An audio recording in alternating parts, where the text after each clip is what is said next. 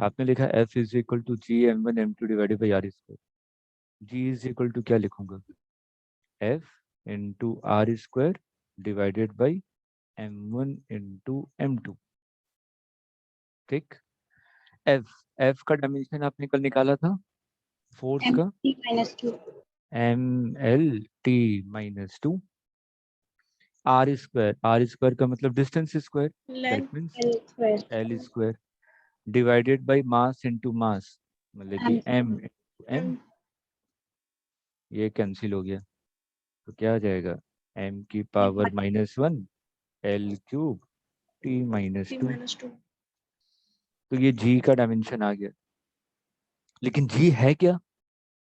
Gravity constant है। 6.67 10 to the -11 constant है ना। ठीक। तो g क्या है? ग्रेविटेशनल कांस्टेंट है, लेकिन इसका डायमेंशन भी है, इसलिए इसको हम लोग कहते हैं डायमेंशन कांस्टेंट। है समझ में? और डायमेंशन लेस कांस्टेंट का मतलब जैसे कि मैंने आपसे बोल दिया, 2 है, 3 है, 5 है, 10, ये सब जितनी भी चीजें हैं जिसका कोई भी डायमेंशन ना हो लेकिन वो कांस्टेंट हो, उसको डायमेंशन लेस कांस्टेंट कहते हैं। जैसे कल हम लोगों ने टाइम पीरियड निकाला था, याद कीजिए। T is equal to 2π√L/g, तो वहां पे मैंने प्रोपोर्शनलिटी साइन हटा के k लिखा था। तो मैंने कहा था k क्या है? आपकी प्रोपोर्शनलिटी कांस्टेंट है। कांस्टेंट कांस्टेंट है लेकिन डायमेंशन लेस है, उसका कोई डायमेंशन नहीं है। क्योंकि 2π का अगर आपसे कोई पूछे कि what is the dimension of 2π, आप कहेंगे कुछ नहीं है, इट इज डायमेंशन लेस। एक क्वेश्चन और था sir, hmm what is damping force? ऐसे ही बता देते हैं। डैम्पिंग फोर्स हम लोग वैसे डिटेल में पढ़ेंगे, आपका chapter SHM, simple harmonic force. ठीक है। अब देखिए डैम्पिंग फोर्स का मतलब क्या होता है, आप खुद बता देंगे। मान लीजिए आपके हाथ में एक रबर बैंड है। ठीक। रबर बैंड को अगर मैं स्ट्रेच करूं और छोड़ दूं तो वाइब्रेट करता वो रुक जाता है ना। स्प्रिंग को सोचिए, यस स्प्रिंग। स्प्रिंग ज्यादा आसान है समझने के लिए, कि स्प्रिंग है, स्प्रिंग को कंप्रेस कीजिए। कंप्रेस करके अगर छोड़ दूं तो स्प्रिंग वाइब्रेट करेगा, धीरे धीरे धीरे धीरे स्टेबल हो जाएगा। यही होता है ना। हम लोग कार वगैरह में बैठते हैं, जब स्पीड ब्रेकर आता है तो जब कार उस पर से जंप लेता है तो मेरी सीट ऐसे ऐसे थोड़ी सी ऊपर नीचे होती है ना, हल्का से स्मूथली। ठीक है। मतलब कि स्प्रिंग लगे होते हैं, आपने देखा होगा कार के नीचे स्प्रिंग नजर आते हैं, बड़े बड़े स्प्रिंग लगे रहते हैं। ठीक है। तो स्प्रिंग कंप्रेस होता है, फिर आता है, फिर ऐसे ऐसे धीरे धीरे धीरे फिर अपने ओरिजिनल पोजीशन पे आ जाता है। ठीक। तो अगर ये डैम्पिंग फोर्स नहीं होता, अभी आप समझ जाएंगे डैम्पिंग का मतलब क्या हुआ। अगर डैम्पिंग फोर्स नहीं होता, स्प्रिंग कंटिन्यूअसली वाइब्रेट करती रहती आजीवन, जिंदगी भर। ठीक है। तो डैम्पिंग का मतलब क्या? ये जो वाइब्रेशन है इसको डैम्प आउट कर देना, मतलब कि खत्म कर देना, इसको कहते हैं डैम्पिंग फोर्स। ठीक है। और और कोई क्वेश्चन दिमाग में आ रहा हो आप लोगों के?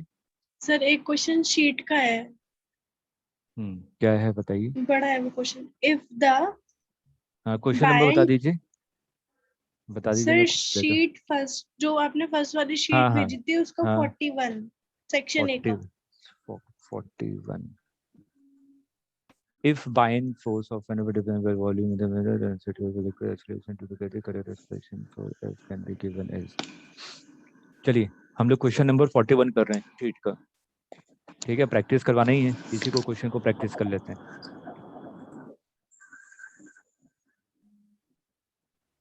कल हम लोगों ने 2 एप्लीकेशन पढ़े थे। पहला एप्लीकेशन क्या पढ़ा था? डायमेंशन एनालिसिस हम लोग क्यों यूज कर रहे हैं? To find the to correctness find the of the correctness equation. Of calculation, ठीक है। जो भी इक्वेशन है वो आपकी करेक्ट है कि नहीं। सेकंड हम लोगों ने क्या पढ़ा था? To derive formula. Reduce formula. ठीक है। तो हम लोग उसी पे बेस्ड सेकंड एप्लीकेशन, तो उसी पे बेस्ड एक क्वेश्चन है, क्वेश्चन नंबर 41 शीट का। ठीक। इसमें पूछा हुआ है, if bye and force depends on volume, volume पे डिपेंड कर रहा है। मेरे को नहीं पता पावर क्या है, मैंने मान लिया V की power A। Depends on density, density पे डिपेंड करता है। Depends on acceleration due to gravity. तो मैं प्रोपोर्शनलिटी साइन हटाऊंगा तो एफ इज इक्वल टू क्या लिखूं, के, ठीक, और v की पावर a, v क्या है वॉल्यूम, रो क्या है डेंसिटी, और g क्या है acceleration due to gravity. Sir एक बार मुझे डेंसिटी का साइन बता दीजिए अलग से कैसे बनता है। रो ऐसे, ये हम लोग p ऐसे बनाते हैं ना, इसी को थोड़ा ऐसे घुमा दीजिए, ठीक है, थोड़ा ऐसे स्टाइलिश, इसको रो कहते हैं, ठीक है। अब ऐसे सुन में बन जाएगा। यस तो सर। ये रो है, ये डेंसिटी है। अच्छा, v क्या है वॉल्यूम है, वॉल्यूम का डायमेंशन क्या होगा, L cube. L cube. Rho का मतलब डेंसिटी, डेंसिटी का मतलब क्या होता है, मास अपॉन वॉल्यूम। m1l-3। तो हो जाएगा m l की पावर -3। g क्या है acceleration due to gravity, acceleration का क्या होता है, nt-2। k तो प्रोपोर्शनलिटी कांस्टेंट है, इसका मतलब ये तो वॉट। डायमेंशनलेस होगा, तो यहाँ पे वैल्यू पुट कर देते हैं। f क्या है फोर्स, फोर्स का डायमेंशन क्या होता है बेटा, m l t-2। तो m l t-2 is equal to, volume की वैल्यू पुट कर दीजिए, L cube power A, density क्या है m l-3 पावर बी, और एक्सेलरेशन क्या है l-t-2 पावर सी। क्लियर यहाँ तक, यस सर। यहाँ तक नोट कीजिए, फिर चलिए इसी पे मैं आगे कर देता हूँ ऊपर रब करके।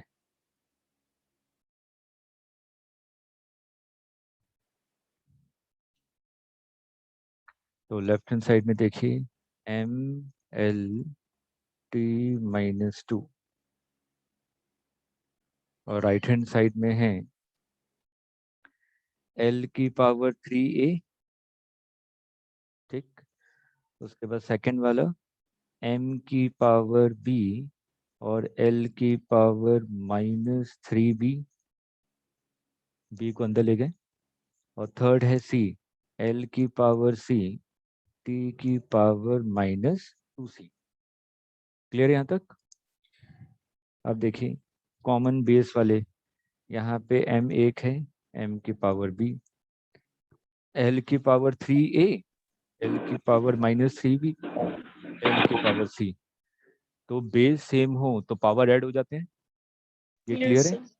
तो आपने क्या लिखा है, l की पावर 3a-3b प्लस c, ठीक। और लास्ट क्या बचा, t की पावर -2c। क्लियर है। अब दोनों तरफ कंपेयर करना है, यहाँ पे m की पावर 1 है, l की पावर 1 है, और t की पावर -2 है। तो लेफ्ट हैंड साइड और राइट हैंड साइड कंपेयर कीजिए। तो b की वैल्यू क्या हो गई, 1। 1, 3a-3b plus c is equal to 1, 1। l की पावर। और लास्ट वाला क्या है, -2c इज इक्वल टू -2। तो c is equal to 1, b is equal to 1। ये दोनों वैल्यू इसमें पुट कर दीजिए सेकंड वाले में। तो देखिए क्या आ जाएगा, 3a-3 plus 1 is equal to 1। तो 1 1 कैंसिल हो गया, a इज इक्वल टू आ गया 1। तो यहाँ पे आपको बाइंड फोर्स का फॉर्मूला क्या मिल गया, F इज इक्वल टू के v की पावर a, मतलब कि a की वैल्यू तो 1 है, रो की पावर b, रो की वैल्यू भी 1 है, और g की पावर c, c की वैल्यू भी 1 है।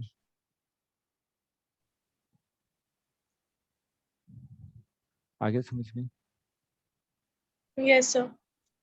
लेकिन जब हम लोग मैकेनिकल प्रॉपर्टी ऑफ फ्लूइड पढ़ लेंगे तो मैं डायमेंशन से थोड़ी ना बैठ कर डिराइव करूंगा, मैं तो क्वेश्चन पढ़ूंगा, इसका फॉर्मूला ये होता है कि मैं मार्क करूंगा, आगे बढ़ जाऊंगा। अगर मेरे से आप पूछते कि बाइन का फॉर्मूला क्या है, मैं डायरेक्ट लिख देता वी रो जी होता है। लेकिन अगर आया है तो डायमेंशन एनालिसिस से कैसे डिराइव करते हैं वो बता दिया आपको। क्लियर है? नोट कर लीजिए और कहीं पे भी डाउट है पूछ लीजिए।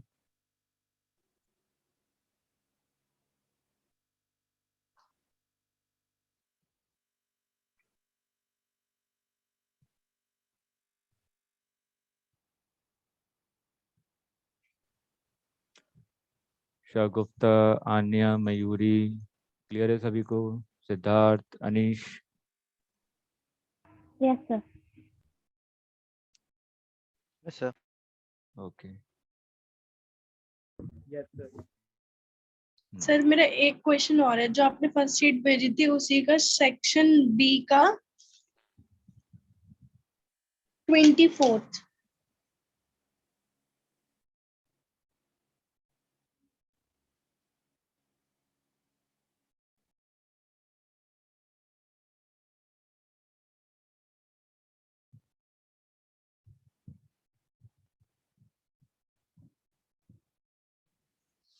अच्छा, याद कीजिए जब मैंने बताया था कि हम लोग जब भी एक्सपेरिमेंट करते हैं तो बहुत सारे नंबर ऑफ ऑब्जर्वेशन ज़्यादा रखते हैं। जब भी मैं एक्सपेरिमेंट करूंगा तो मेरे से कहा जाता है कि 5 ऑब्जर्वेशन लो मिनिमम या 10 लो।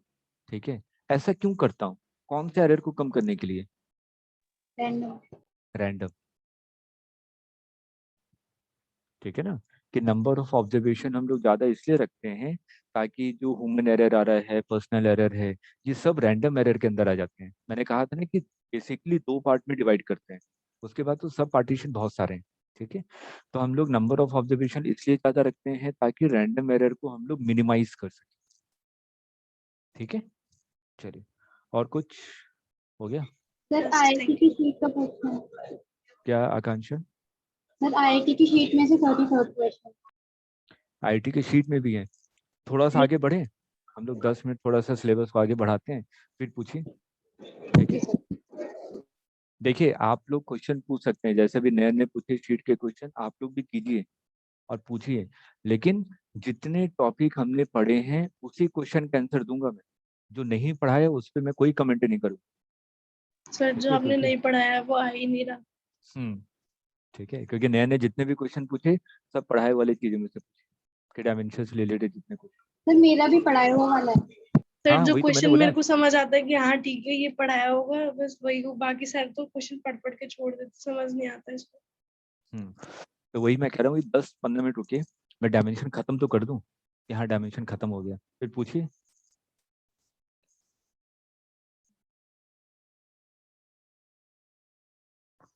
लास्ट एप्लीकेशन कोई बताएगा इसका लास्ट एप्लीकेशन क्या है?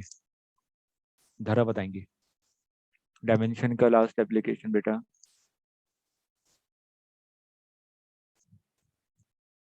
I don't know. कौन बताएगा?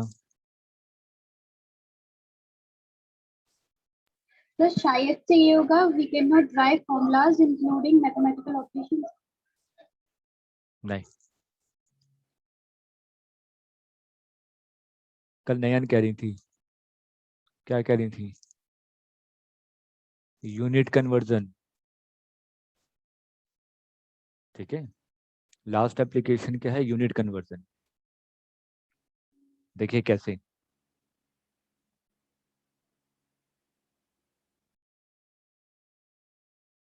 अच्छा, फोर्स की यूनिट एसआई में क्या होती है? न्यूटन।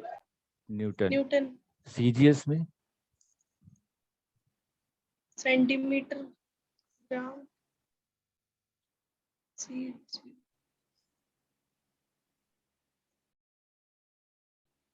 अथर्व क्या होती है बेटा? एसआई में तो सबको ग्राम पता है पर कि second. Sir please repeat the question. What is the unit of force in CGS system? Sir gram centimetre per second square.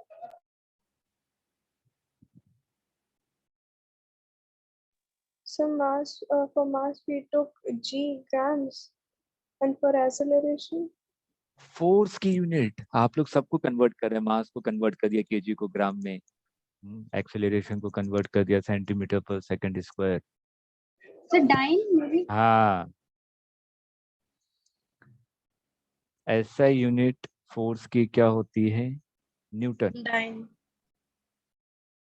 और सीजीएस यूनिट क्या होती है? डाइन। Dyne. ठीक है, तो जैसे कि हम लोग कहते हैं ना 1 metre is equal to 100 centimetre. ठीक है, ये यूनिट कन्वर्जन हुआ, आपने मीटर को सेंटीमीटर में कन्वर्ट कर दिया। तो मेरे से पूछा गया 1 newton is equal to how many dine?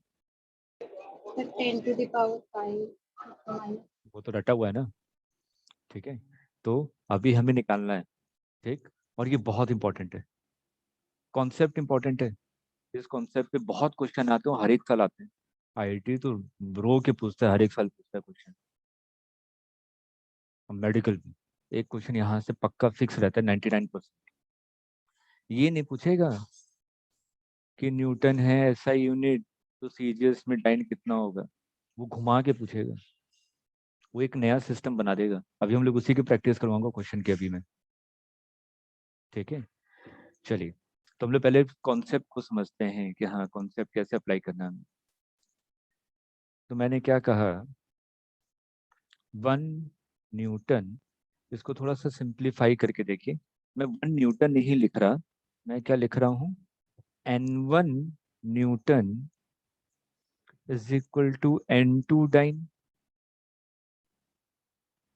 जैसे कहने का मतलब क्या है, 2 metre is equal to 200 centimetre.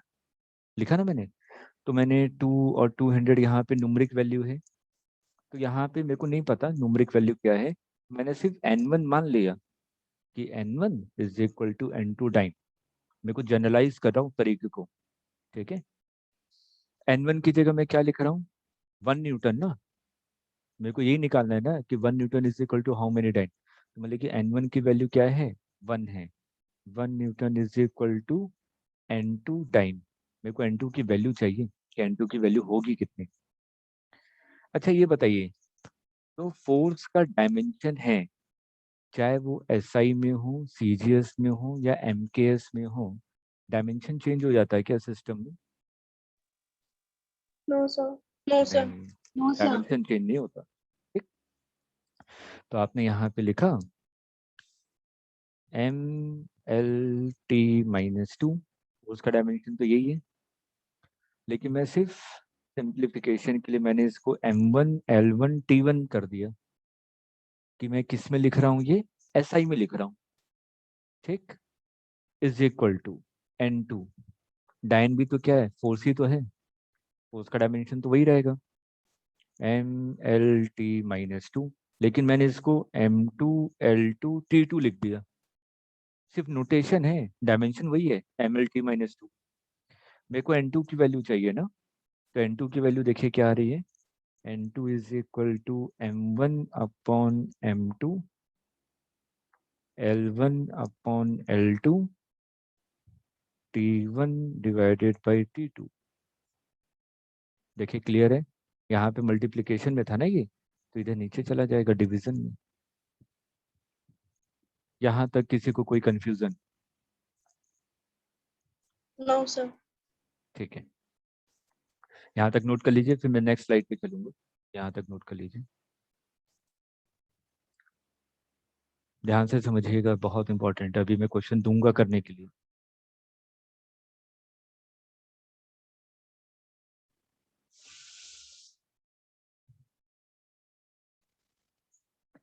Siddharth video on कर लीजिए।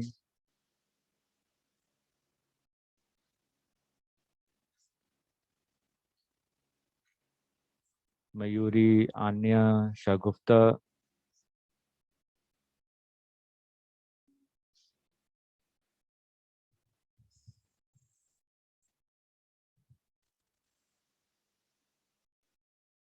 नोट कर लिया? Yes, ठीक है, sir. हाँ, चलिए नयन कर लीजिए।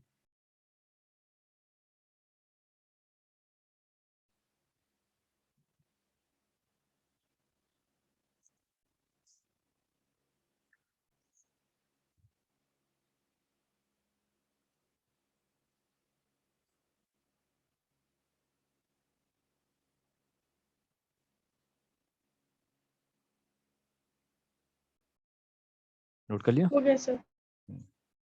Yes, sir. हो गया. अब देखिए, जो M1 L1 T1 ये किस सिस्टम में लिखा था? SI में.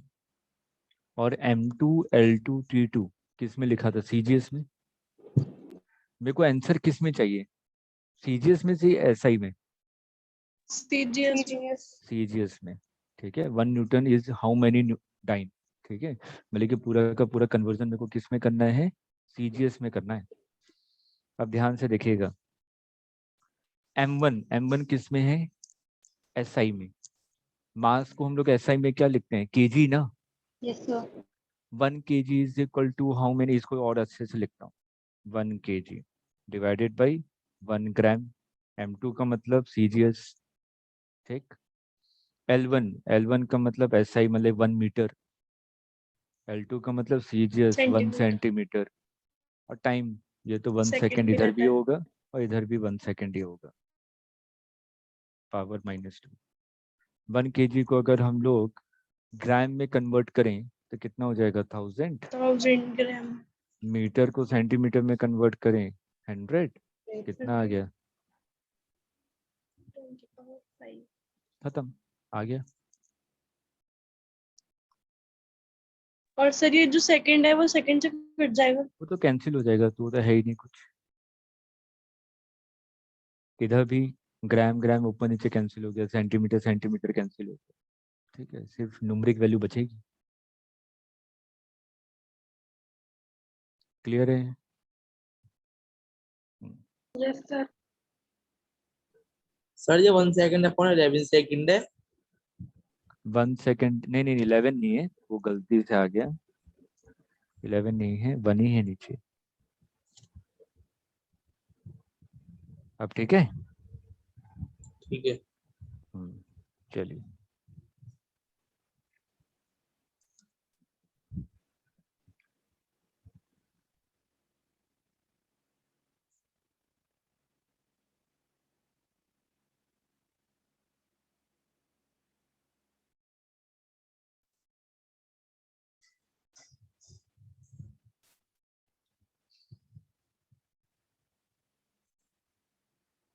नोट कर लिया?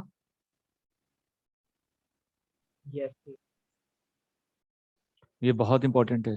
शीट है हर एक के पास या मैं PDF ओपन करूं? स्क्रीन पे ओपन कर दूं क्या? उसी को मैं डिस्कस यस करूं. सर ओपन कर यस सर कर दीजिए. ठीक है.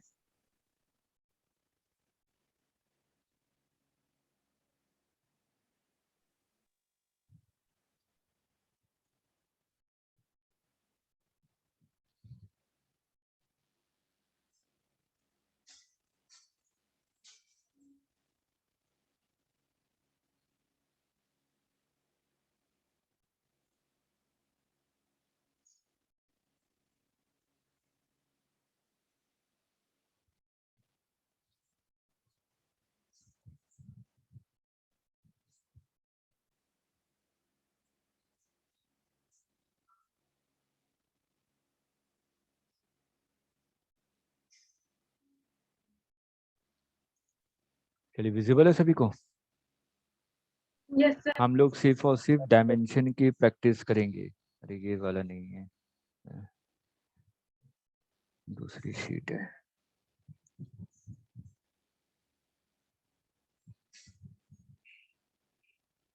वही वाली थी सर वो फर्स्ट शीट जो आपने भेजी थी.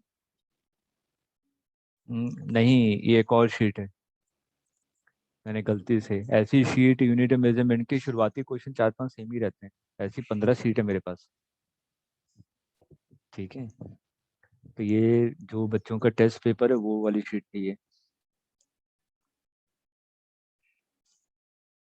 1 मिनट वेट कीजिए. मैं भी बस अटैच कर रहा हूँ फाइल.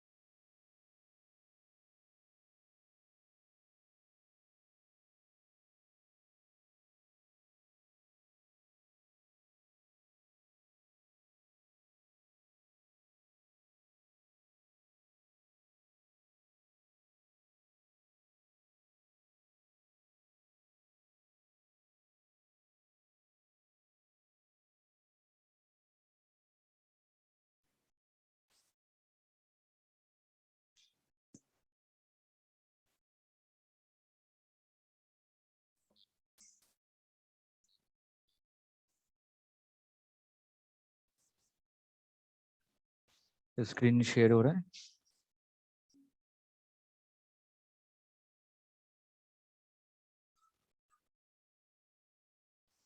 स्क्रीन विजिबल है? Yes, अभी sir. नहीं सर, स्टार्टिंग हो रही है। अब विजिबल है? हाँ सर, विजिबल है।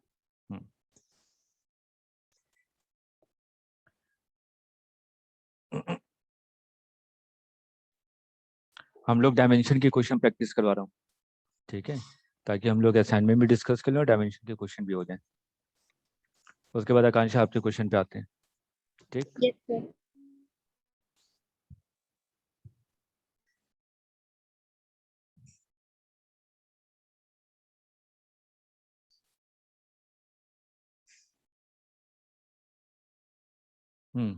Question number 36, what are the dimension of change in velocity? Change in velocity का मतलब क्या हुआ? v final minus v initial. मैंने क्या LT बताया था कि -1।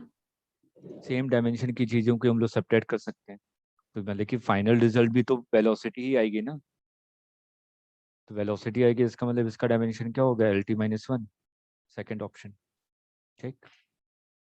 डायमेंशन फॉर्मूला ऑफ एनर्जी, चाहे कोई सी भी फॉर्म की एनर्जी हो, हीट हो, वर्क डन हो, ठीक है, काइनेटिक एनर्जी हो, पोटेंशियल एनर्जी हो, सबकी यूनिट तो जूल ही होती है ना, ठीक है। तो आपकी जो इच्छा हो, आपको जो भी एनर्जी लेके करना है आप वैसा लेके कर सकते हैं, ठीक। जैसे कि मैंने कहा कि मैं काइनेटिक एनर्जी से करना चाहता हूँ, मैंने kinetic energy is equal to क्या लिखा? Half mv²। 1/2 का डायमेंशन होता है क्या?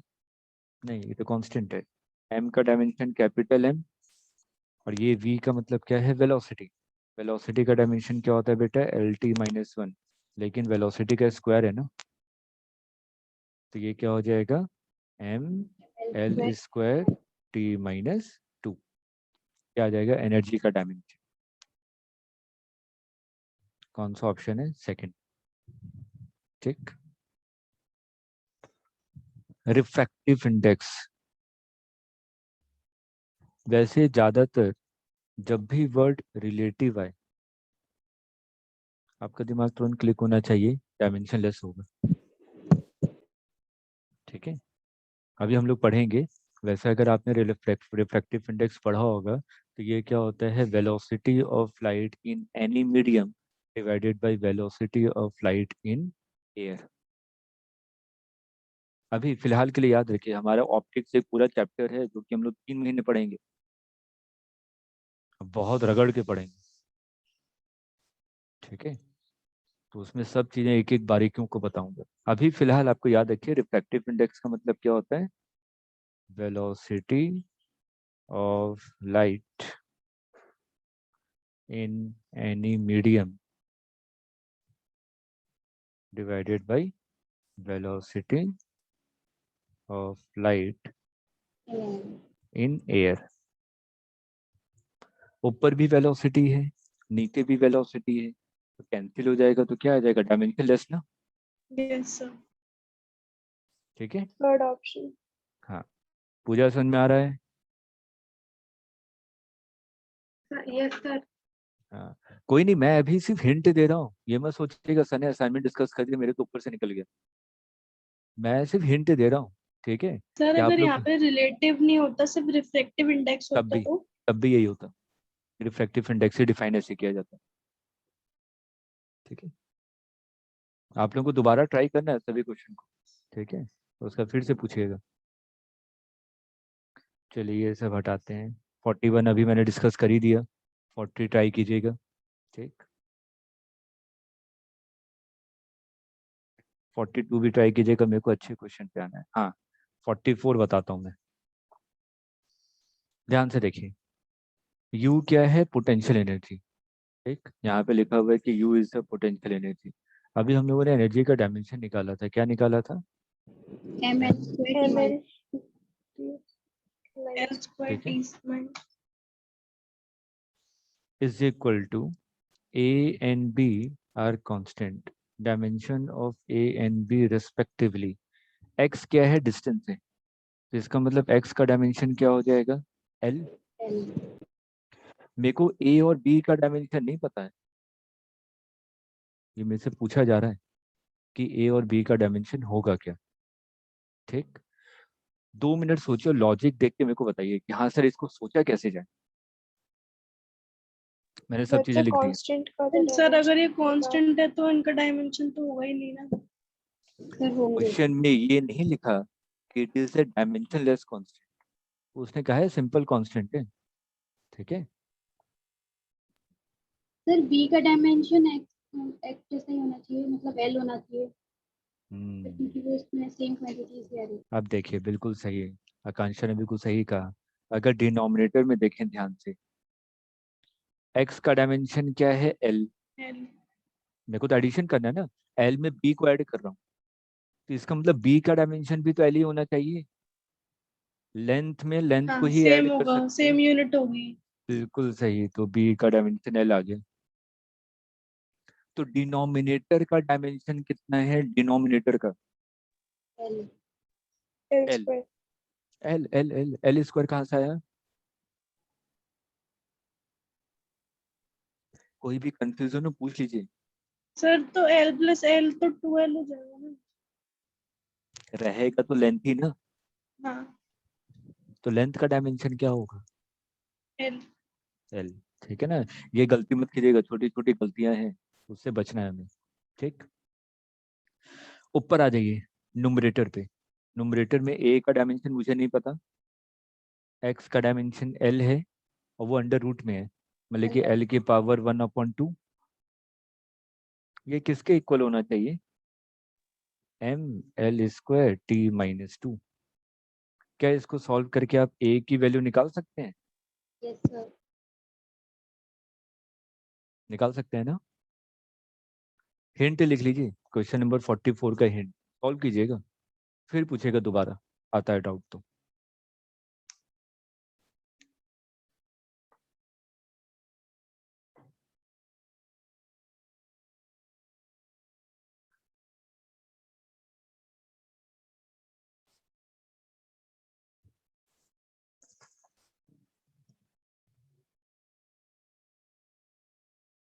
नोट कर लिया।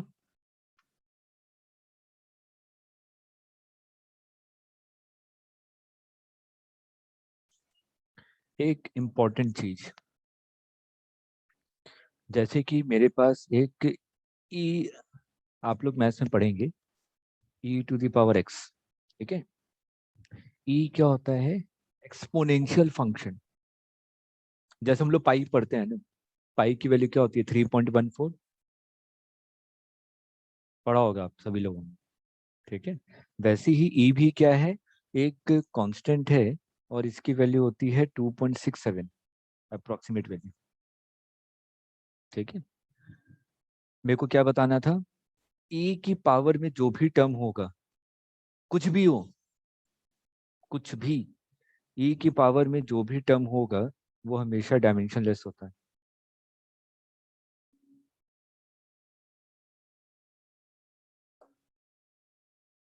अब आप पूछेंगे क्यों।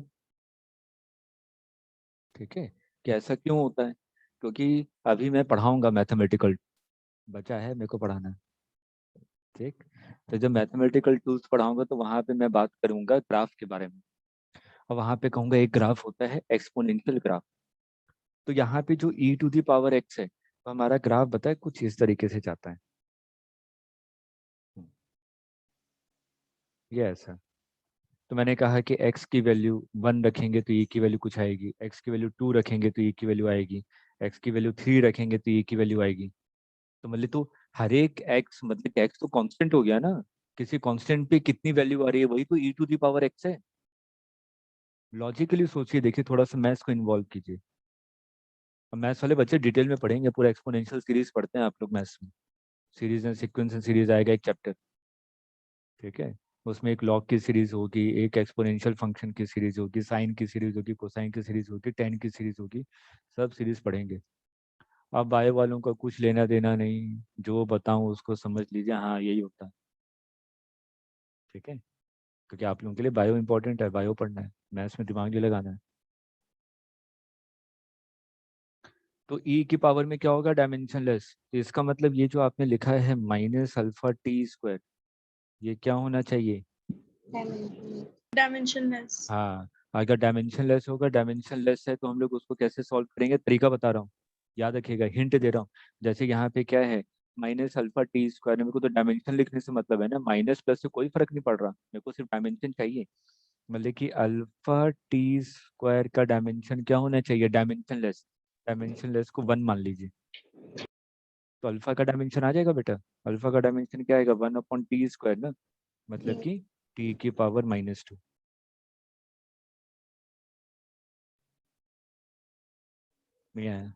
सर एक बार दोबारा समझो। मैंने बोला कि डायमेंशन लेस है, अल्फा टी स्क्वायर क्या है, डायमेंशन लेस है। ठीक, अगर डायमेंशन लेस है तो 1 मान लीजिए उसको, 1 भी तो डायमेंशन लेस ही है ना। ठीक है, और उसको सॉल्व कर दीजिए। तो आपने कहा कि अल्फा टी स्क्वायर क्या है, डायमेंशन लेस, आपने मान लिया 1। तो यहाँ से अल्फा की वैल्यू क्या आ जाएगी, 1/t² ना। तो ये क्या हो जाएगा, t की पावर -2 ना। तो अल्फा का डायमेंशन आ गया। आप लोगों को ट्राई करना है, ठीक है, दोबारा कीजिए। आप 10 बार पूछेंगे, 10 बार बताऊंगा। अभी तो मैं हिंट दे रहा हूँ, अभी तो शुरुआत है ना। सर एक ये इस क्वेश्चन के अलावा ऐसा e की पावर वाला बता दीजिए। इस क्वेश्चन के अलावा इसमें होगा, शीट में होगा, शीट में नहीं है। e की पावर बताऊंगा, लेकिन वो सब टर्म्स आपने आईटी की शीट में ना, तो उस पर आते हैं। एक क्वेश्चन और बता दूं इसमें से, फिर आईटी वाली शीट पे आते हैं। ठीक है, हाँ, मेरे को जो बताना था ये रहा। इस टाइप का क्वेश्चन आता है, ये जैसे क्वेश्चन नंबर 12 पढ़िए, पढ़िए फटाफट।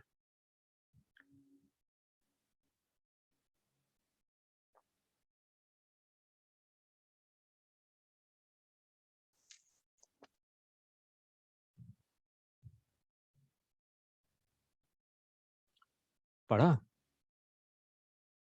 आपने बोला डायमेंशन पढ़ लिए, ये कहाँ से दे दिया क्वेश्चन, सर ने तो करवाया नहीं था। जो कॉन्सेप्ट बताए वही कॉन्सेप्ट है, यहाँ पे अप्लाई करना है। जैसे कि याद कीजिए, अभी हम लोग क्वेश्चन करे थे, मैंने कहा था कि time period of simple pendulum, formula निकाला था ना। ठीक, तो ये भी वैसे ही निकालना है। ठीक है, भूल जाइए क्या कह रहा है। ठीक, हमें टाइम पीरियड निकालना है, उसी तरीके जैसे वो कॉन्सेप्ट अप्लाई करते, यहाँ पे भी वही कॉन्सेप्ट अप्लाई करेंगे।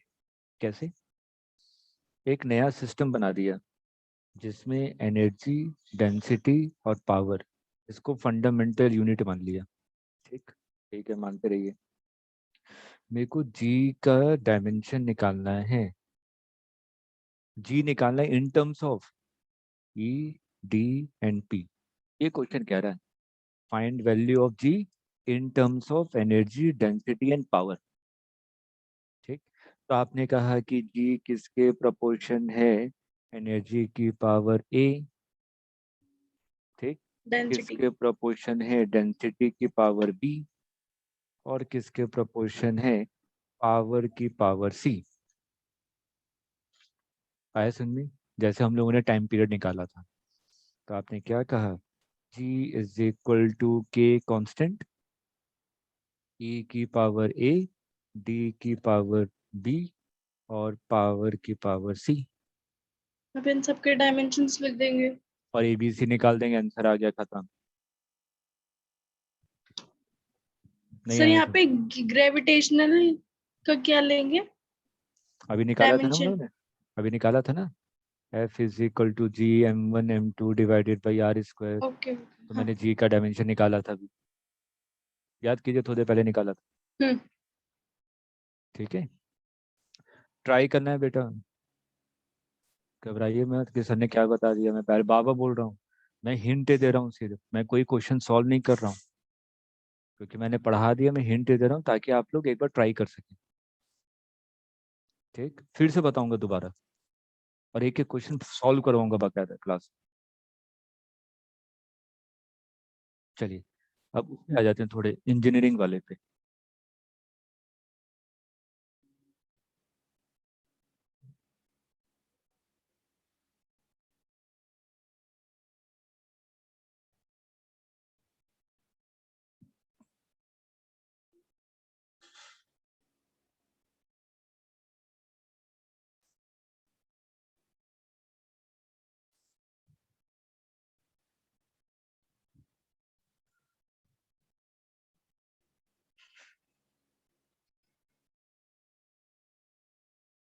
आकांक्षा बताइए इंजीनियरिंग वाला कौन सा है क्वेश्चन? सर ये एक्सपोनेंशियल वाला नहीं, जो आपके डाउट थे 2-4 डाउट पूछ लीजिए डायमेंशन वाले। तो 33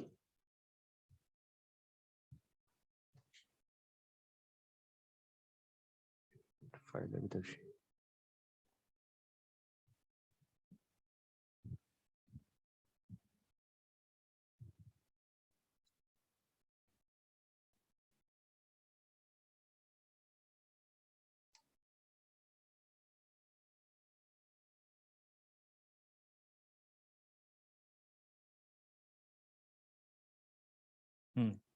प्रिसिशन बताइए किस पे डिपेंड करेगा?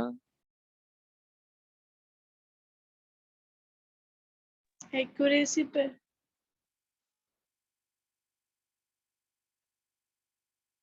इसमें ऑप्शन 33 को पढ़िए, क्वेश्चन नंबर 33। स्क्रीन सबको विजिबल है ना? Yes, बताइए sir. क्वेश्चन नंबर 33 के हिसाब से क्या होना चाहिए?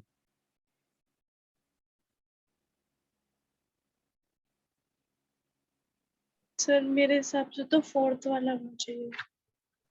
Calibration of instrument. और कोई?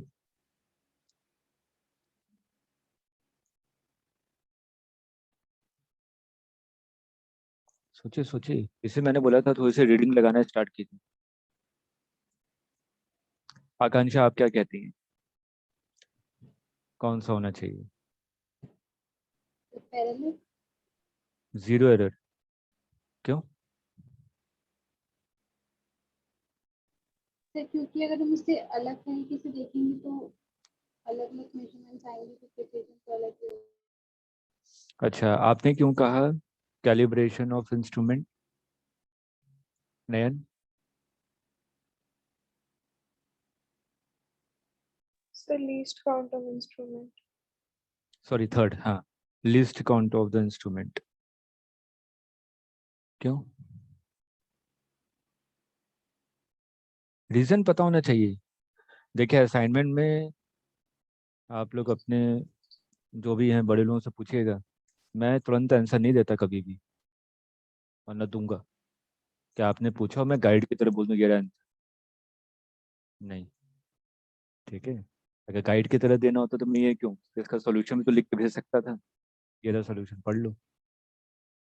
हम लोग डिस्कशन कर रहे हैं, असाइनमेंट डिस्कशन का मतलब है कि आप कुछ कहेंगे मैं कुछ कहूँगा, फिर एक कंक्लूडिंग पार्ट पे पहुंचेंगे क्या ये होना चाहिए। So बताइए। least count of instrument because अगर हमें पता होगा कि उसका least count कितना है, so हमें पता चल जाएगा कि वो जो हमारी जो मेजरमेंट निकला है वो कितना प्रिसाइज है, कितना एक्यूरेट है। देखिए प्रिसाइज मैंने लास्ट टाइम भी समझाया था कि प्रिसिशन का मतलब क्या सर होता वो है। तो अगर ज्यादा एक्यूरेट होगा तो कम प्रिसाइज होगा ना, ज्यादा रेसिप्रोकल होता एक्यूरेट, है ना। हाँ हाँ। अगर ज्यादा एक्यूरेट होगा तो कम प्रिसाइज होगा। हम्म मेरे को रीजन चाहिए कि least count of the instrument क्यों होगा।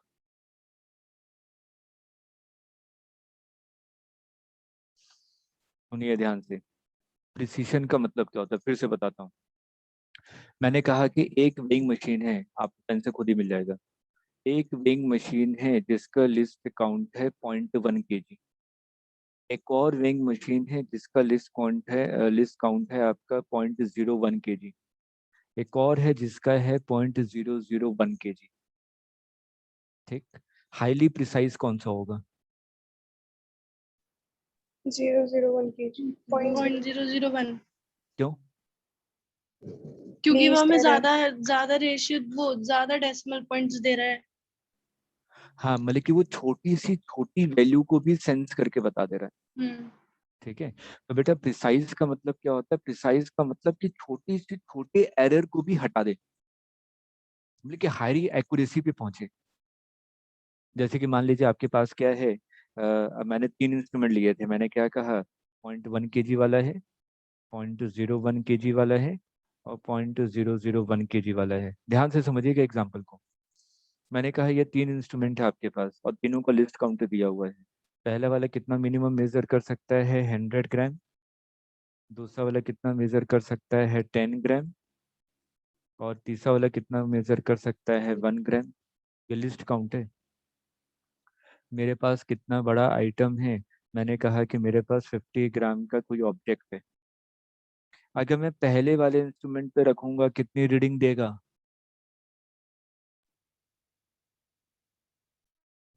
100 grams. No sir, sir 50 plus minus 0.1।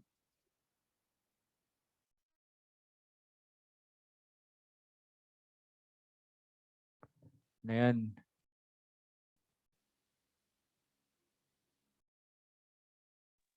Sir 0.50 gram. Sir 5.0, sir 50.0, 0.1 kg. 0.5 gram, वो sorry kg. Sir 50 plus minus 0.1 kg। पहला वाला कितनी रीडिंग देगा? पहले वाले वेइंग मशीन पे रख दिया तो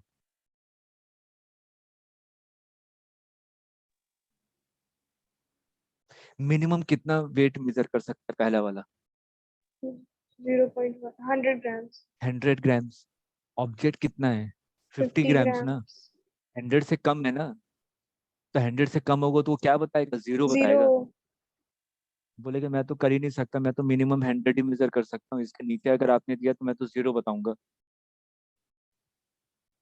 आ रहा है समझ में? जब उसकी नीचे की रीडिंग है ही नहीं, उससे नीचे तो उसके पास 0 है,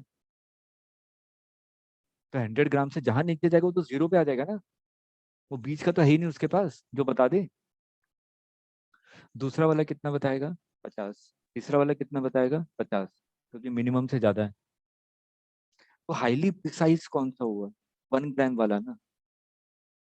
हाईली एक्यूरेसी की तरफ जा रहा है कि अगर 50 ग्राम भी होगा, 30 ग्राम भी होगा, 10 ग्राम भी होगा तो उसको भी मेजर करके बता देगा, लेकिन पहला वाला नहीं बता पाएगा। तो ये लेस प्रिसाइज है पहला वाला इंस्ट्रूमेंट, और आखिरी वाला हाईली प्रिसाइज। नहीं आया समझ में? ठीक है। तो यहाँ पे जो आपने आंसर दिया कि प्रिसीशन किस पे डिपेंड करेगा? Least count of the instrument पे डिपेंड करेगा। ठीक है, ये करेक्ट ऑप्शन है। अथर्व क्लियर है? Anish? Yes sir. Yes sir. Okay, Mayuri, Aanya? Yes, sir. Okay. Sir parallax का मीनिंग बता दीजिए। पैरेलक्स भी पढ़ाया नहीं है। सर आपने बताया तो सर, पहले भूल गए हम।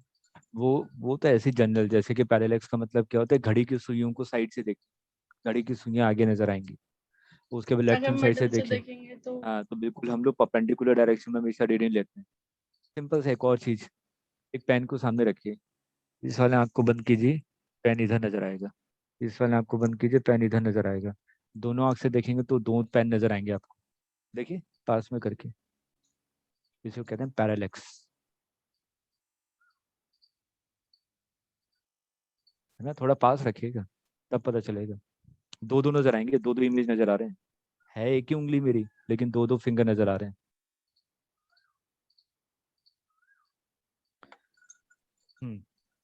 और नेक्स्ट क्वेश्चन। सर 39।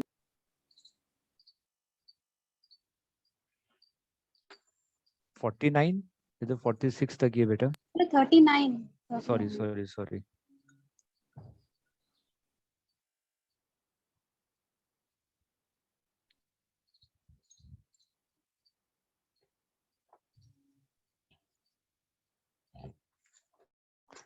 वेट करना पड़ेगा, डिफरेंशिएशन आ गया।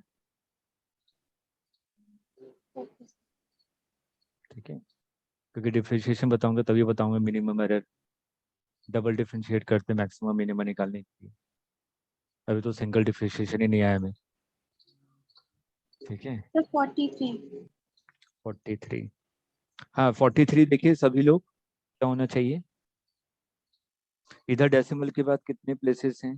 3। और यहाँ पे कितने हैं? 4। तो फाइनल आंसर में कितने चाहिए? 3। 3. बस। ऑप्शन मैच नहीं कर रहा है? No sir. निकाल के देखिए, मेरे को बताइए तो सही क्या आ रहा है, तब तो मैं देखूं। सर नॉर्मल सब्ट्रैक्ट करने पे पहला ऑप्शन आ रहा है। नहीं पहला तो हो गया नहीं ना, वो तो 4 डेसिमल था, वो तो पहला तो गलत ही है।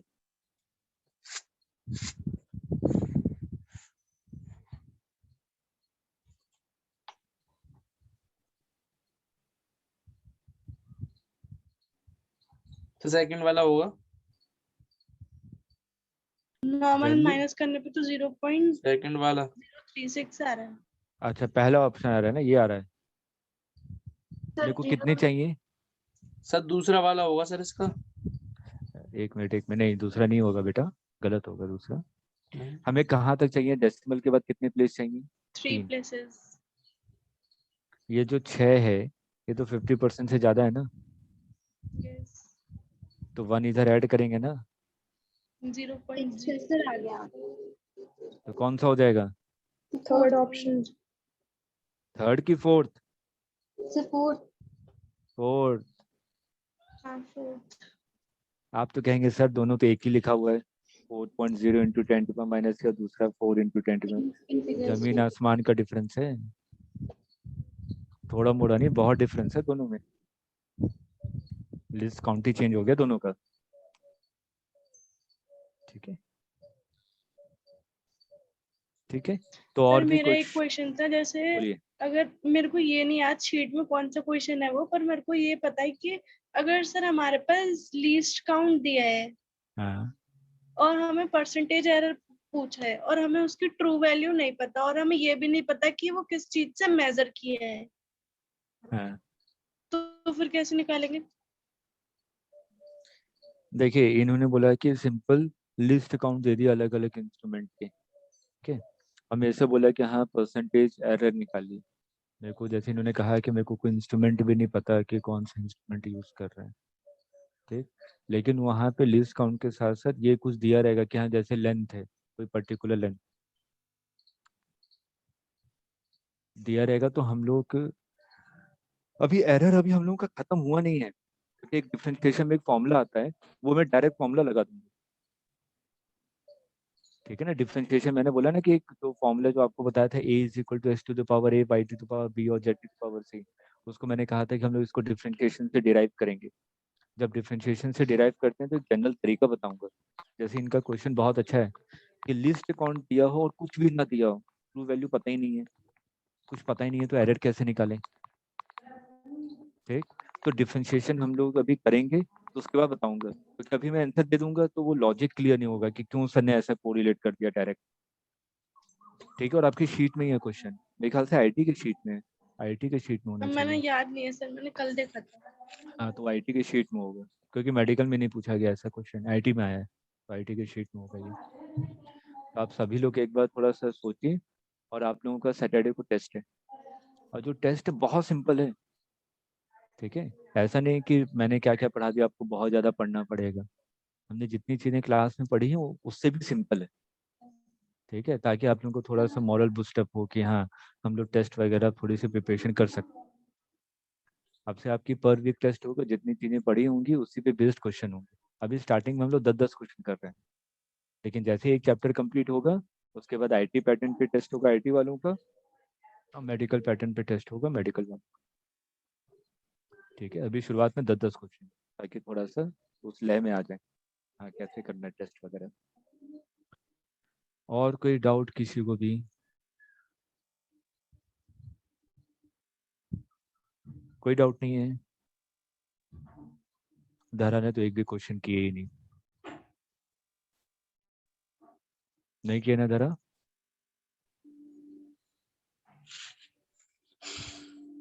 पूजा आपने किए हैं क्वेश्चन? यस सर, थोड़े बहुत। अच्छा No, sir, I haven't done any question. ठीक है, तो आप लोग थोड़ी सी प्रैक्टिस कीजिए, सिर्फ डायमेंशन के ही क्वेश्चन कीजिए। ठीक है, अभी एरर के जो जो कर सकते हैं वो कीजिए, क्योंकि अभी एरर पूरा कंप्लीट नहीं हुआ है। एरर छोटा मोटा टॉपिक नहीं है, बहुत बड़ा टॉपिक। जब हमारा कंप्लीट होगा जब हम लोग थोड़े से डिफ्रेंशिएशन भी पढ़ लेंगे, तब थोड़ा सा और कंप्लीट करेंगे। उसके बाद जब कुछ और चीज़ें पढ़ लेंगे फिर और कंप्लीट करेंगे। ठीक है, डिफ्रेंशिएशन के बाद हम लोग कहते हैं कि हाँ 99% हो गया हम लोगों के एरर के क्वेश्चन। ठीक है, तो नयन का भी आंसर डिफ्रेंशिएशन पे बैठा हुआ है, हम लोग करेंगे, एरर पे वापस आएंगे डिफ्रेंशिएशन पढ़ाने के बाद।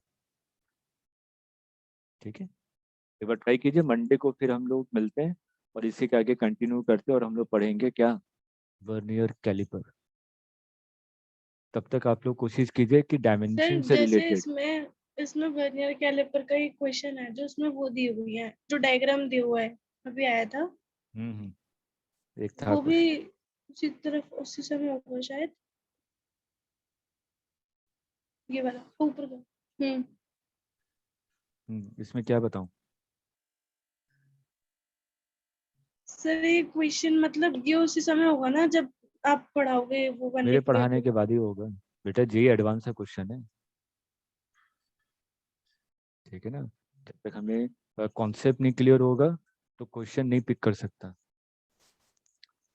ठीक है। और कॉन्सेप्ट बहुत टिपिकल नहीं है, हम लोग बेसिक तरीके से करेंगे, कॉन्सेप्ट है आसान। लेकिन बस आप थोड़ा सा ये जेई एडवांस देख के घबराइएगा नहीं कि एडवांस का पेपर है तो बहुत उल्टा सीधा पूछा होगा। वो भी तो वैसे ही पूछता है, जो कॉन्सेप्ट है वही तो पूछेगा, उसके बाद ही नहीं पूछ देगा, ठीक। तो थोड़ा सा आप लोग करके आइए, और डायमेंशन से रिलेटेड जो भी डाउट हो आपकी शीट में, आईआईटी वाले सभी क्वेश्चन करेंगे आईआईटी वाले, ठीक। और मेडिकल वाले सभी क्वेश्चन करेंगे मेडिकल वाली शीट, ठीक है। सर जो मेडिकल डायमेंशन के क्वेश्चन थे जैसे आपने कल हमें स्ट्रेस बताया था, अब वैसे उसमें बहुत सारे अलग अलग हैं तो अभी उसको आपको याद करना पड़ेगा और कुछ सर थोड़ी हमें है। पता है तो उसको वो कैसे छोड़ पता दीजिए, चलेगा डायमेंशंस? छोड़ दीजिए, मैं तो बोल रहा हूँ लिटरली छोड़ दीजिए, ठीक है। हम लोग जैसे जैसे चैप्टर पढ़ते रहेंगे वो सब टर्म्स में बताते जाऊंगा। कितने टर्म्स याद करेंगे? 100 के ऊपर टर्म्स हो जाएंगे अगर याद करने पे बैठेंगे। 100 टर्म्स ही ना याद किए जा सकते हैं, वो भी मैथमेटिकल रिलेशन है। तो हम लोग जैसे जैसे चैप्टर पढ़ते रहेंगे अपना आप ही याद होते जाएगा, उसके लिए टेंशन मत लीजिए, ठीक है। तो मंडे को मिलते हैं, डायमेंशन के सभी क्वेश्चन कर लीजिएगा, उसके जो डाउट हो मंडे को डाउट डिस्कशन करेंगे रिगार्डिंग डायमेंशन एनालिसिस, ठीक है। सभी क्वेश्चन ट्राई कर लीजिए, चलिए okay bye bye. Yes thank you. Thank you sir. Welcome welcome thank you sir. Welcome बेटा।